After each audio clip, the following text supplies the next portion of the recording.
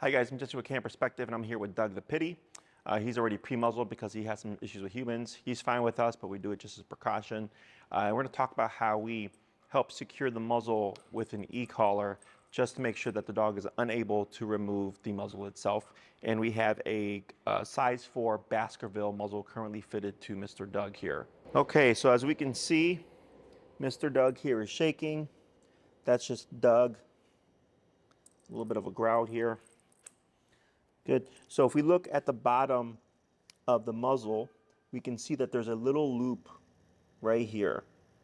Okay. And he's most likely growling because he's not liking the camera here. This is why we have him pre-fitted. Okay. So we can see that little loop. So we use that loop to actually help secure the e-collar.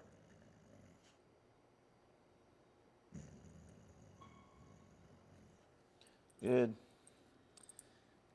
And of course, fitting our e-collar nice and snug. Snug on Doug. Very good. Okay.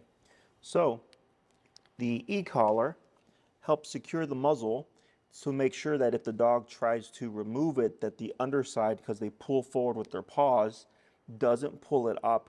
And then what happens is they'll pull the bottom of the muzzle up and they open their mouth, and then the muzzle comes back in. It gets stuck in the middle of their mouth and then they start to panic. And then if we look at the top of the neck here,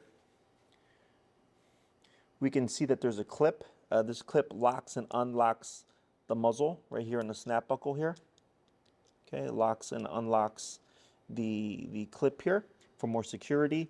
But then when we talk about the strap at the back of the neck, so I actually just fixed this because this was a little bit too loose, is I want to make sure that it's nice and snug. So for me personally, I'd actually make this a little bit more snug, but this is already much better than what it was, because you want to think if the dog is pawing at the muzzle, it can slip off the back of the head. We don't want that to happen, so we make sure that this is nice and tight. Me personally, again, I'm not trying to get fingers underneath here. I want it to be nice and snug against the dog's neck.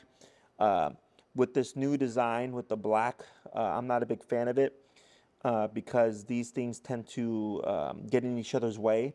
And if you do make this too short, then this has nowhere to go, and there's no way to, at least that I know of, to reposition it so that it's on the opposite side so that this can go past over here. So we are limited there. Doug, again, is currently on a size 4 Baskerville muzzle. But having this setup here with our e-collar is nice because it just makes sure that our muzzle is nice and secure. And I tell my clients, chances are if your dog has the muzzle on, they're also going to have the e-collar on just for added control and safety. Doug has been coming to us for many years. He's great with us. Right now he's just stressed out because we haven't seen him in a while. And then also he's got a camera looking at his handsome face here, okay?